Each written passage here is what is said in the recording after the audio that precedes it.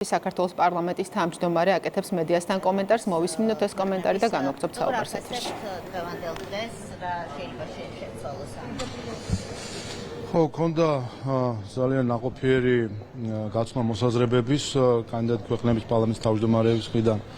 მოვისმინეთ ის გამოწვევები, რომელიც არსებობს ევროკავშირის ინტეგრაციის გზაზე.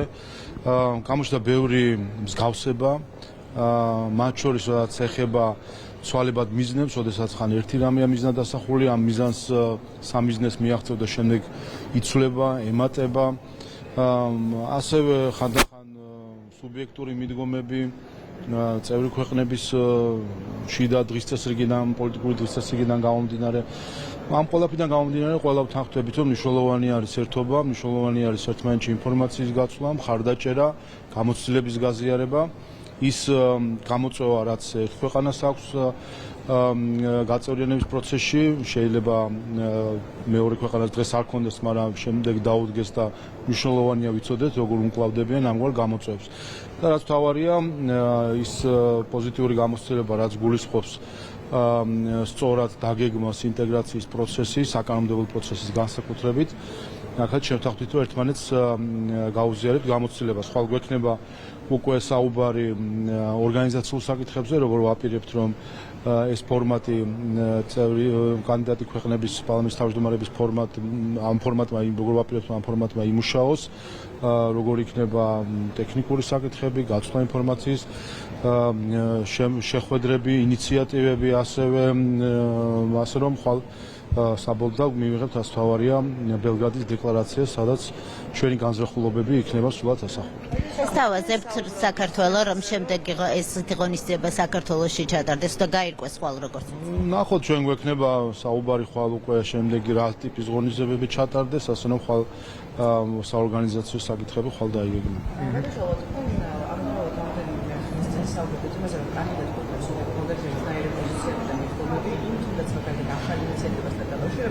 რომელიც ნაწევრებას გულისხმობს პირობებს, შორის მეტოსურვების შესრულებას. ამ თემასთან დაკავშირებით შეუძლია და თქვენი კოლეგები რა პოზიციას აფიქსირებენ ამ თემასთან. თავისთავად ამაზეც ქონდა მოკლე გაცვლა მოსაზრებების და ასე ვთქვათ სხვადასხვა ხარისხის წევრობასთან დაკავშირებით ყველას აქვს ცხადია ერთნაირი პოზიცია, რომ შეუძლებელია იყო წევრი ორგანიზაციის და იყო მეორე ხარისხოვანი წევრი ორგანიზაციის. თუკი ევროკავშირი ფიქრობს, რომ შეცვალოს ხმის მიცემის პროცედურები და ეს უნდა ეხებოდეს ყველას თანაბრად და არა ისე, რომ ახალ წევრებს ჰქონდეთ რაღაც უფრო ნაკლები უფლებები, ვიდრე ძველ წევრებს, ეგრეთ წოდებულ ძველ წევრებს, რომ არ უნდა მივიღოთ ევროკავშირმა თავად არ უნდა ჩაიყეროს თავი კომიკურ მდგომარეობაში, როდესაც ორველისეული რომ ყველა თანასწორია, მაგრამ ზოგიერთი უფრო თანასწორი არ აქციონ რეალობად. და ისევ პოლიტიკურ თემებზეც კითხავთ, ბატონ შალვა, პარტია ლელოს ესეთი ინიციატივა ანაკლის სპორტთან დაკავშირებით, რომ საქართველოს აზერბაიჯანის და სომხეთის თანამონაწილეობით, ასე ვთქვათ, კავკასიის კონსორციუმი ჩამოყალიბდეს და შესაბამისად მათ და საერთაშორისო პარტნიორებს გადაეცეთ ამ მასწავლიანი სპორტის მართვა. რამდენად მისაღები ალბათ შეიძლება ვერ დავსვა ეს საკითხი, ზოგადად რას ფიქრობთ ამ ინიციატივასთან დაკავშირებით? ვიცი, ხო სხვაგანაც ხვალ გადავიდეთ გეოგრაფიულად მოუკიდეთ ხელი საქართველოს და შავ ზღვას მოვაცილოთ. წარმოუდგენელია უბრალოდ ხა ამ ეს ადამიანები ჯერ მათ თავში რა აზრები იხარშება და მე არც უფიქრდებიან და ამას საჯაროდ აჟღერებენ. რაც შეეხება ლელოს და ანაკლის სპორტს და ლელოს და მის ხელმძღვანელებს, ეს საზოგადოების უკვე ცხადია და განაჩენი გამოტანილია სამართლებრივიც და პოლიტიკურიც.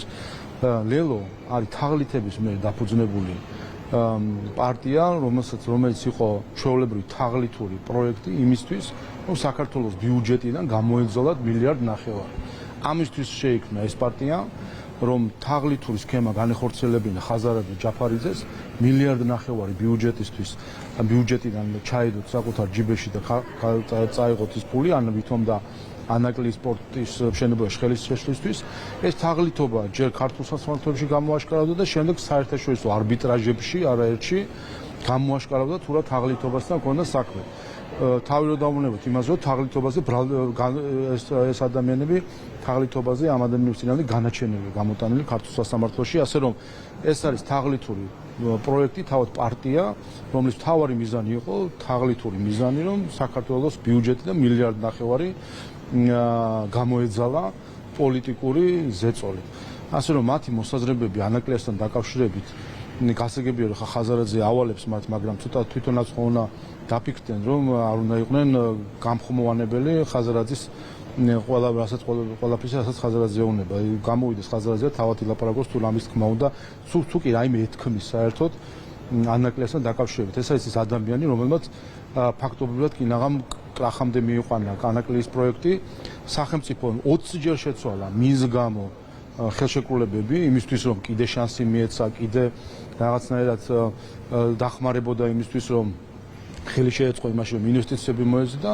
აღმოჩნდა, რომ თაღლითობასთან ჰქონდა საერთო ჯამში საქმე, იმით რომ არანაირი ინვესტორი არ მოუზიდია, ტყუილად აცვლევინა სახელმწიფოს ხელშეკრულებები და პროექტი ჩაშლამდე მიიყვანა და სანამ სახელმწიფომ არ მოკიდა ხელი და ხედავთ რა დრო დაჭირდა მათ შორის, იმიტომ რომ გამოსწორებული იყო მათი გაფუჭებული და დღეს სახელმწიფო უკვე სულად საკუთარ თავზე იღებს ამ პროექტს და ეს არის მნიშვნელოვანი, ძალიან მიხარია, რომ ის გადაწყვეტილება, რომელზეც უკვე გარკვეული პერიოდია მიდიოდა მსჯელობა გუნდში, ეს გადაწყვეტილება იქნა მიღებული და ეს იქნება ქართული პროექტი ანაკლია, რომელიც იქნება ჩვენი სტრატეგიული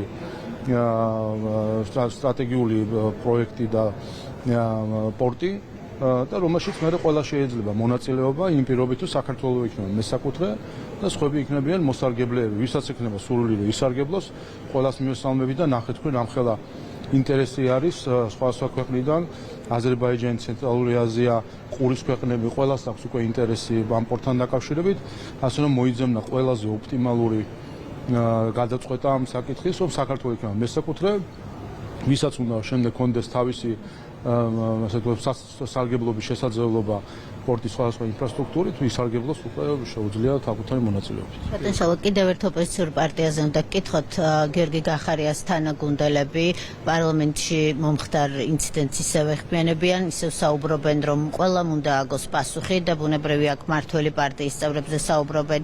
ისინი რას გვეტყვით, რას ცდილობენ ისინი ასეთი ტიპის განცხადებებით, თხოვენ მართველი პარტიის წევრების პასუხისმგებლობას. მე მგონი ძალიან მომაბეზრებელი არის მათი ეს დამოკიდებულება. გასაგებია, რომ ისეთ ინციდენტი, რაც პარლამენტში მოხდა, არ იყო კარგი და უპირველეს ყოვლისა საზოგადოების თვალში ეს არ იყო კარგი.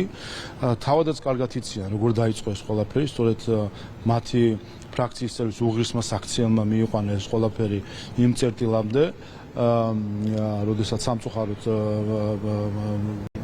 კონფლიქტი წარმოიშვა უკვე, ასე რომ საკუთარი დაშავებულს ახლა თუ ცდილობენ რომ ზედმეტი წუწუნით რაიმენაირად გამოასწორებენ და თავს ახლა მსხვერპლის როლში ჩაიყენებენ, ამას ძალიან ცდებიან. არანაირი მსხვერპლები ისინი არ არიან. მათ წამოიწყეს, მათ ფრაქციის წევრმა წამოიწყო ეს მთლიანი კონფლიქტი, მისმა უღრისმა საქციელმა შეურაცხყოფამ წამოიწყო ეს კონფლიქტი. სამწუხაროა, რომ სხვა შორის დიდი ხანი არის არ მოხდა საქართველოს პარლამენტში ამგვარი ინციდენტი, სამწუხაროა, რომ მოხდა, მაგრამ მნიშვნელოვანია, რომ პარლამენტმა შიგნით თავად გაერკვეს ამ საკითხში, იმ ხრივ, რომ პარლამენტის წევრებს შორის ურთიერთობები არ მივიდეს ასე დაძაბულ წერტილამდე. პარლამენტი და პლენარული სხდომა და პარლამენტის სხდომები ზოგადად იქნება ეს პლენარული თუ კომიტეტის სხდომა. ეს არის სპეციფიური სივრცე, ეს არ არის ჩვეულებრივი საჯარო სივრცე, ეს არის კონსტიტუციური ფორუმი, სადაც ხალხის წარმომადგენლები მსჯელობენ და იღებენ კონსტიტუციურ გადაწყვეტილებებს, კონსტიტუციისგან დაკისრებული უფლებამოსილების პარაგრაფში გადაწყვეტილებებს. აქ ზედმეტი ჩარევა ხელისუფლების სხვა შტოების მხრიდან არ არის სწორი და სწორედ ამიტომაც არის, რომ ორი კვირა არის ეძებენ და სამი შემთხვევის გარდა ვერაფერი ვერ ნახეს ისტორიულად მსოფლიოში, როდესმე თუ მოხდარა, რომ რაიმე გარეჩარევით სამართლებრივი მექანიზმები ამუშავებული იყო. როდესაც არის ამგვარი ფიზიკური დაპირისპირება სპონტანური, არ იწვევს მძიმე ზიანს და ასე ვთქვათ, არ აქვს რაიმე ესეთი შედეგები, ну ასეთი ნახეთ ჩვენ გვინახავს ჩვენ არაერთი მომხდარა ევროპულ თუ არაევროპულ ბევრ პარლამენტში რაც სამწუხარო არის მაგრამ ეს შიდა საპარლამენტო საკითხად რჩება და ამაში არ ხდება ჩარევა. ეს მნიშვნელოვანი უბრალოდ ყოველისა ოპოზიციისთვის არის მნიშვნელოვანი, რომ არასდროს არ იყოს შემდეგ ეს ბერკეტი გამოყენებული თუნდაც ოპოზიციის წინააღმდეგ. ამიტომ ამასაც უნდა გაუფრთხილდნენ, აქ საუბარი არის არა მხოლოდ დეპუტატის სადეპუტატო იმუნიტეტს, ეს სადეპუტატო იმუნიტეტი ეხება პარლამენტის იმუნიტეტს და პარლამენტის საქმიანობაში გარეჩარევისგან პარლამენტის დაცვას შეძლებს დაგვარად და მაქსიმალურად გარე ჩარევისგან. ასე რომ კიდევ ერთხელ თავადაც ნახეს 2 კვირის განმავლობაში გადაკეთეს ალბათ მთელი ინტერნეტი და 3 შემთხვევისა, რომელიც არც ერთი არ ერგება სხვათა შორის ამ შემთხვევას და არის აბსოლუტურად სხვანაირი შემთხვევა, ზოგან მძიმე დაზიანება იყო, ზოგან პლენარის ხდომის დროს არ იყო და გარეთ იყო, სხვა სიტუაციაში იყო, ვერანაირი სხვა შემთხვევა ვერ ნახეს. ამიტომ კიდევ ერთხელ თავად წამოიწყეს ეს კონფლიქტი, თავად არიან ამ კონფლიქტის მაპროვოცირებლები და მე მგონი ჯობია რომ შეეშნან წუწუნს და გააგრძელონ საპარლამენტო საქმიანობა.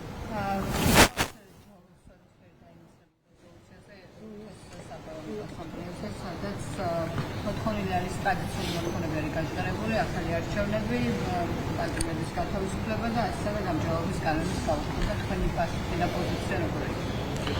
მე მგონი ჩვენმა დელეგაციამ გასცა ყველაზე ადეკვატური პასუხი ამ ყველაფერს, ეს არის აკვიატება ერთი ადამიანის, რომელიც გადაეკიდა ამ ჩვენ ქვეყანას თავისი პირადი ინტერესებიდან გამომდინარე და ნუ ამ აკვიატებიდან ვერ გამოდის. ახლა მისი ცნობილი სამსართულიანი მიმართვა საქართველოს მიმართ როგორც პრორუსულ, პროჩინულ, პროირანული, ნუ აი ამხსეთი ასე ვთქვათ მართლა პროფანაცია პოლიტიკური განცხადებებისა, რაც მისი პირიდან გვესმის ხოლმე, ამის შემდეგ მე მგონი სერიოზულად არ უნდა მოვიყვანოთ. ამას გვირჩევენ მათ შორის ჩვენი ამერიკელი კოლეგა ზოგიერთი, რომ არ მივაქციოთ ყურადღება ჯო რუსოს. ამიტომ ყველაზე სწორი გამოსავალი არის, რა ვიცი, გასაგებია საკვიატება და როგორც საკვიატების მქონე ადამიანებს ექცევიან, არ უნდა მივაქციოთ ყურადღება და გავატაროთ.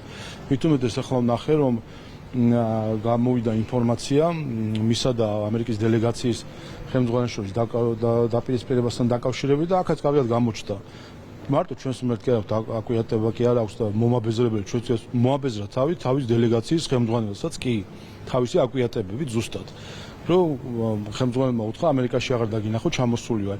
ასე აკვიატებული დამოკიდებულები თავს აბეზრებს ყველას და ნუ მოაბეზრა უკვე ქართულ საზოგადოებასაც საგვისიამ დამოკიდებულებით. მაგრამ კიდევ ერთხელ რას ვიზავთ ჩვენ ახლა თავს ძალა მეტი ზემოთ ძალა არ არის. ასე უყუროთ თავარი ერთადერთი რომ ჩვენ ამ ადამიანის ქცევაზე ნერვი არ ავიშალოთ თან ახლა როგორმე გადაივლისოს ყველაფერი. დიდი მადლობა.